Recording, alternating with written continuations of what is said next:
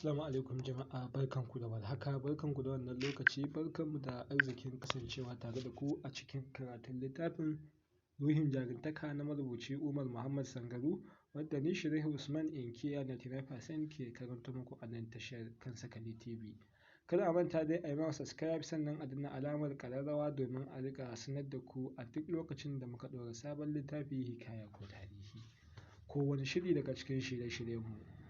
Za mu tashi daga inda muka tsaya a cikin shirin da ya gabata.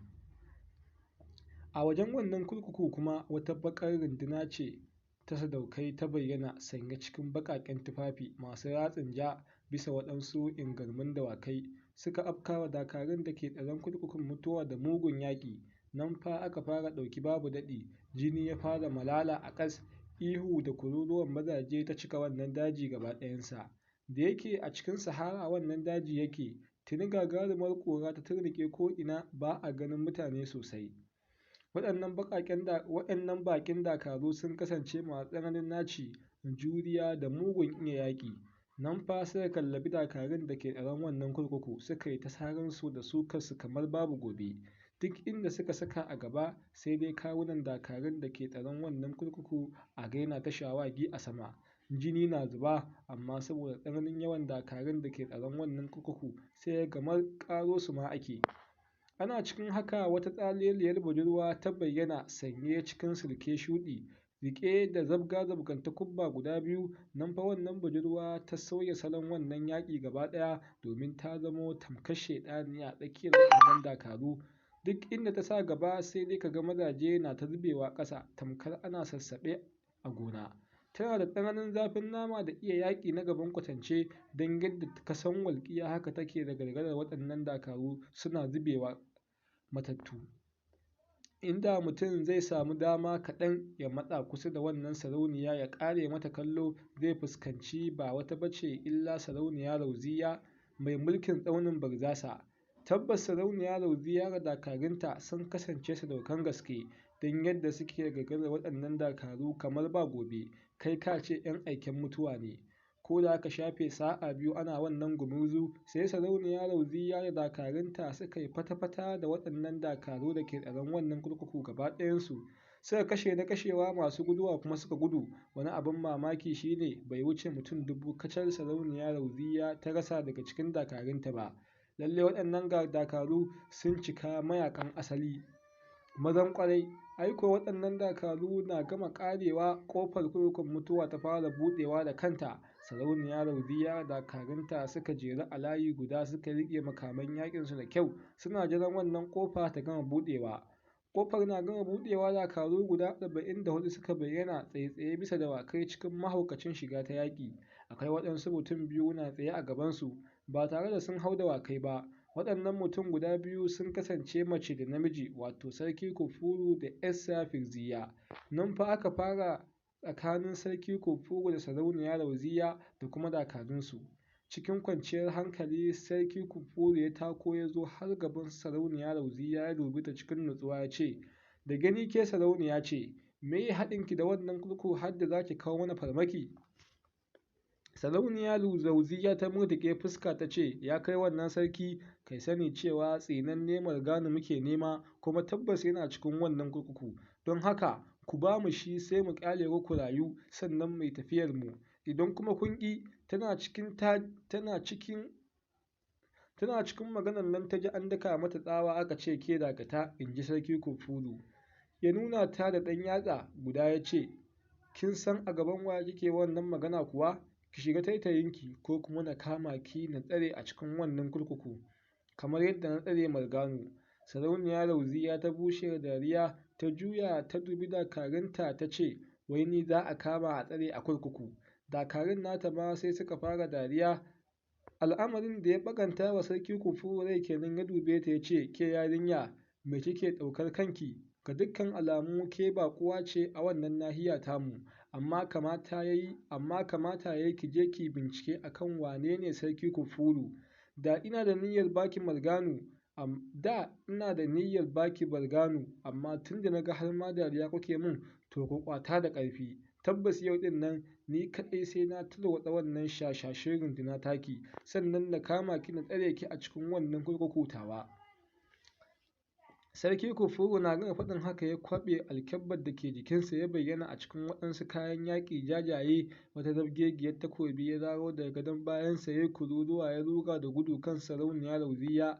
Maimakon waɗannan dakaru su afko masa, kawai sai aka ga Sarauniya Rauziya ita kaɗai ta ruga da gudu ta tunkari Sarki Kufuru, tana ɗaga takubbanta guda biyu sama gami da kwarara uban ihu. Kai da gani ka san cewa tabbas haɗuwar waɗannan sadaukai guda biyu za a gwabza mummunan yaƙi.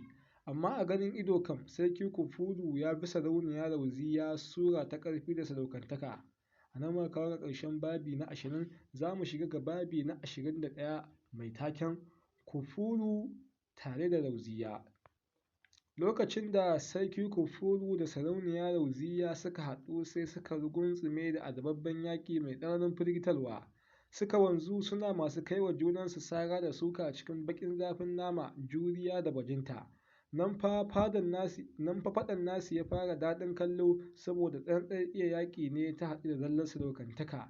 A duk sa'ad da Sarki Kufuru ya kawo wa Sarauniya Rauziya sara da takobinsa, sai ka ga ta sa takobinta ta tare, amma saboda ƙarfin saran takobin Sarki Kufuru sai ta durƙushe bisa gwiwanta guda, sannan ta maida masa martani cikin baƙin zafin nama, shi ma ya yi amfani da takobinsa ya kare saran. Nan fa suka wanzu suna kai wa junansu mugayen hare-hare masu matuƙar haɗari, amma ko sau ɗaya ba su samu damar yanka ɗaya daga cikinsu ba. Al'amarin da ya matuƙar ɓata wa Sarki Kufuru rai kenan, domin Sarauniya Rauziya ita ce bil'adama ta farko da ya gagara hallakawa a cikin rabin sa'a kacal. Saboda tsananin iya yaƙinta da yadda ta iya sarrafa waɗannan takubba guda biyu nata, tunda Sarki Kufuru yake gumurzu da mazaje bai taɓa yin arba da wanda ya iya yaƙi kamar Sarauniya Rauziya ba. Duk salon da ya ɓullo mata da shi sai ya ga ta ƙware sosai a kansa. Al'amarin da ya matuƙar ba shi mamaki kenan kuma ya fusata shi, ya ci gaba da kai wa Sarauniya Rauziya sara da suka ba ƙaƙƙautawa. Ita kuma tana mai kare sara da sukan nasa cikin kwanciyar hankali, tamkar ta san ta inda zai kawo mata har-haren. Har tsawon sa'a ɗaya da rabi dai ana abu ɗaya tsakanin Sarki Kufuru da Sarauniya Rauziya, babu wanda ya samu nasarar ko da lakutar jikin ɗan uwansa. Cikin tsananin mamaki Sarki Kufuru ya daka tsalle baya ya tsaya ƙyam yana ta nazarin Sarauniya Rauziya, ai kuwa ita ma sai ta tsaya ta ƙura masa idanu, suka fara nazarin salon faɗan da za su yi da shi wajen samun nasara. Kamar haɗin baki sai suka rugo da gudu suka nufo kan juna. Sarki Kufuru na ɗaga zabgegiyar takobinsa, ita kuma Sarauniya Rauziya na ɗaga takubbanta guda biyu sama. Dukkaninsu suka kwarara uban ihu, ko da ya rage shawara taku huɗu, dukkan suka daka tsalle sama suka kai wa junansu munanan hare-hare. Sarki Kufuru ya kai wa Sarauniya Rauziya sara a wuya da nufin ya tsinke mata kai, ita kuma Sarauniya Rauziya ƙirjin Sarki Kufuru ta kai wa sara domin ta farke shi. Shaura ƙiris takobin Sarki Kufuru ta fille wa Sarauniya Rauziya wuya ta sunkuya, takobin ta yanki wani ɓangare daga gashin kanta ya zubo ƙasa. Sarki Kufuru ya ja da baya a hankali, takobin Sarauniya Rauziya ta sari iska, amma kafin ya sake wani motsi tuni ta danƙara masa sara a kan kafaɗarsa ta hagu. Take wannan guri da ta sara ya tsage, jini ya feshi. Sarki Kufuru ya kwarara uban ihu ya faɗo ƙasa yana mai dafe hannunsa guda na hagun. Sarauniya Rauziya ta jira a bayansa yana murmushin mugunta. Kufuru ya ga yadda jini ke ta malala daga cikin waɗannan rauni, sai ransa ya mummunan ɓaci, ya sa hannu ya yage rigar jikinsa ya ɗaure wannan rauni da ke kan dantsensa na hagu. Ya juyo ya dubi Sarauniya Rauziya cikin tsananin fusata, tamkar wanda baƙin cikin shekara da shekaru ya tasowa a lokaci guda. Ita ƙarƙare kwarara uban ihu mai tsananin firgitarwa ya ce, kin karya min alƙadarina. Na fita yaƙoƙi aƙalla 87, amma ko taɓa rigata abokin gaba bai taɓa yi ba. Tun da nake rayuwa a duniya, jinina bai taɓa zuba a filin daga ba. Amma yau kin karya wannan alƙadari, tabbas sai na kama ki da ƙarfin tsiya, na sa an yi miki fyaɗe, sannan na gana miki azabobi kala 100 kafin na fille kanki. Yau za ki ga fushin namijin duniya. Sarki Kufuru na zuwa nan a zancensa, ya ɗaga hannayensa biyu ya nuna sararin samaniya yana karanto waɗansu baƙaƙen dalasmai daga bakinsa. nan take waɗansu irin manya-manyan tsaunuka guda biyu suka bayyana a can ƙololuwar sama, suka fara saukowa a hankali suna ƙara yiwo ƙasa suna ƙara girma. Yayin da Sarauniya Rauziya ta ga haka, sai ta ƙalƙale da dariya, ta ware hannayenta kuma ta rufe idanunta, ta fara motsa bakinta a hankali. Ai kuwa take waɗansu manya-manyan takubba guda biyu suka bayyana a can ƙololuwar sama, suka tunkaro ƙasa cikin masifaffen gudu. Sarauniya Rauziya ta buɗe idanunta, ta kaɗa ɗan yatsanta guda, take wata guguwa mai ƙarfi ta bayyana kuma ta kewaya ta. Idan ka hange ta daga waje za ka yi tsammanin guguwar ɗaukar ta yi, amma idan ka ganta ta ciki za ka ganta cikin ƙoshin lafiya. Tsaunukan Sarki Kufuru na dira dajin gaba ɗaya ya girgiza tamkar ƙasa za ta tsatstsage komai ya rufta ciki. A daidai lokacin ne kuma manya-manyan takubban Sarauniya Rauziya suka bayyana a gabanta. Ba tare da jiran komai ba, ta nuna waɗannan manya-manyan tsaunuka guda biyu da tafukan hannayenta biyu, lamarin da ya sa takubban suka tafi cikin iska da gudu kenan suka tunkari waɗannan tsaunuka. Sarki Kufuru bayan Sarauniya Rauziya da hannayensa biyu, manya-manyan tsaunukan nan suka tunkare ta da gudu domin su matse ta. A tsakiya kuwa manya-manyan takubban Sarauniya Rauziya da manya-manyan tsaunukan Sarki Kufuru suka haɗu, wata ƙara mai kama da saukar aradu ta cika dajin gaba ɗaya. Tsaunukan Sarki Kufuru suka yi bindiga suka tarwatse, wata iriyar jar wuta ta yi feshi cikin dajin. Nan fa gobara ta kama ta ko'ina. Takubban Sarauniya Rauziya kuma suka kumbura suka fashe, wata azababbiyar dalma ta yi feshi. Sarki Kufuru ya murtuƙe fuska, ya haɗe hannayensa guri guda, ya fara kiran sabbin dalasimai. Nan take waɗansu manya-manyan tsaunuka guda 7 suka sake bayyana a can sararin samaniya, suka tunkaro ƙasa. Saboda girman tsaunukan sun yi wa komai da ke cikin dajin rumfa. Sarauniya Rauziya na ganin haka, ta haɗe tafin hannayenta a waje guda, ta durƙusa bisa gwiwarta guda, ta fara karanto dalasimai a sirrance. Nan take aka hango waɗansu manya-manyan takubba guda 7 sun bayyana a can ƙololuwar sama, suna dannowa ƙasa da gudu fiye da na farko. Ko da shauran dakarun Sarauniya Rauziya da dakarun masifa suka ga abin da ke shirin faruwa, sai duk suka ruga da gudu suka bar filin yakin gaba ɗaya, don kada bala'in azababbiyar dalma da feshin jar wuta ya narkar da su ko kuma ya ƙone su. Aiko waɗannan takubba guda 7 suna haɗuwa da manyan tsaunukan nan guda 7, abin da ya afku da farko ya sake afkuwa, sai dai amma a wannan karon feshin wannan jar wuta sai ga ta ƙone filin yakin gaba ɗaya. Nan fa ta kama gawawwakin dakarun da ke kwakwance a wurin, ta fara ƙone su. Wutar na cikin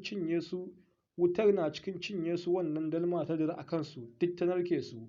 Tabbas dakarun Sarauniya Rauziya da dakarun masifa ba ƙaramar dabara suka yi ba da suka gudu, don inda a ce suna tsaye a wannan guri da tuni tasu ta ƙare. Sarki Kufuru da Sarauniya Rauziya suka bayyana a sama cikin iska, a ƙasansu wannan jar wuta ce ke ta ci ta ko'ina gagga. Sarki Kufuru ya murtuƙe fuska, don ga dukkan alamu ƙarfin sihirinsa da na Sarauniya Rauziya ya zo ɗaya.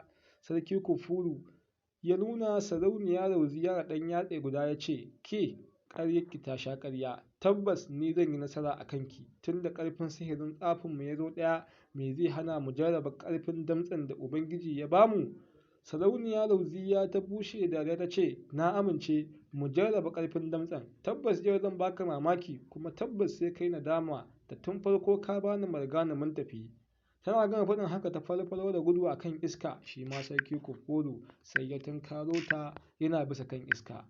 Ai suna haɗuwa a tsakiya suka rugunsume da azababben yaƙi, suka kasantu suna kai wa juna duka hannu da ƙafa. Nan fa suka fara zalle-zalle da gocewa cikin zafin nama. A duk sa'ad da Sarki Kufuru ya kawo wa Rauziya duka, sai kaga ta goce cikin baƙin zafin nama da ƙwarewa, sannan ta mayar masa da martani. Nan take fa wannan faɗa nasu ya zama ragas. Sarki Kufuru ya fi Sarauniya Rauziya ƙarfin damtse nesa ba kusa ba, amma inda matsalar take ita kuma ta fi shi zafin nama da iya zillewa. Al'amarin da ya matuƙar ɓata wa Sarki Kufuru rai kenan, ya sake ja da baya ya ƙura wa Sarauniya Rauziya ido yana so ya tabbatar anya mutum ce. Sarauniya Rauziya ta dube shi ta bushe da rai ta ce, "Ya kai wannan sarki, a karo na ƙarshe ina so ka ɗauko min Margana domin na tafi." Kufuru ya kuma murtuƙe fuska ya ce, "Idan kika ga na baki Margana, ki tabbatar da cewa kanki ya bar wuyanki. Kai, ke fa dole ne ma yau ɗin nan na kashe ki domin karya alƙadari da kika yi da kuma kawo farmaki kurkukuna. Yana gama faɗin haka ya falfalo da alrabban gudu kan Sarauniya Rauziya ya yi ta kawo mata duka hannu da ƙafa cikin baƙin zafin nama, ai kuwa take ta tare shi suka ci gaba da kwafsawa. Amma a wannan karon Sarki Kufuru a matuƙar fusace yake, don haka sai ya fara samun lagon Sarauniya Rauziya har ya yi mata kyakkyawan naushi guda ɗaya a ciki. Sarauniya Rauziya ta durƙushe bisa gwiwowinta tana aman jini. Sarki Kufuru ya sa hannunsa guda ya zabga mata mari wanda ya cille da ita ƙasa. Za ta faɗo cikin wannan wuta, amma cikin hanzari ya kamo ta ya yi ta gabza mata naushi har sai da ya tabbatar da cewa ta suma, sannan ya nufo ƙasa bakin ƙofar. Yana zuwa kai tsaye shige cikin kurkukun. Dama abin da Sarauniya Rauziya take jira kenan, shi ya sa ma ta yi masa lamo kamar ta suma. Yana shigowa cikin wannan kurkuku ta kaikaici idonsa, ta tattaro ƙarfinta gaba ɗaya waje ɗaya ta gamza masa wani wawan naushi a baki. Saboda ƙarfin wannan naushi sai da haƙoran Sarki Kufuru guda biyu na ƙasa suka yi fitar ɓurtu, jini ya zubo daga bakinsa. Bai san lokacin da ya saki Sarauniya Rauziya ba ta faɗi ƙasa. Ya durƙushe bisa gwiwowinsa yana mai dafe bakinsa. Tabbas Sarauniya Rauziya ta kasance basadaukiya, mace mai kamar maza, domin a tarihin Sarki Kufuru ita ce mutum ta farko wata taɓa samun nasarar fitar masa da jini, gashi kuma har ta cire masa haƙora guda biyu. To jama'a, akwai wani magana da ake cewa a duniyar caskale zafin nama shi ne cinyewa.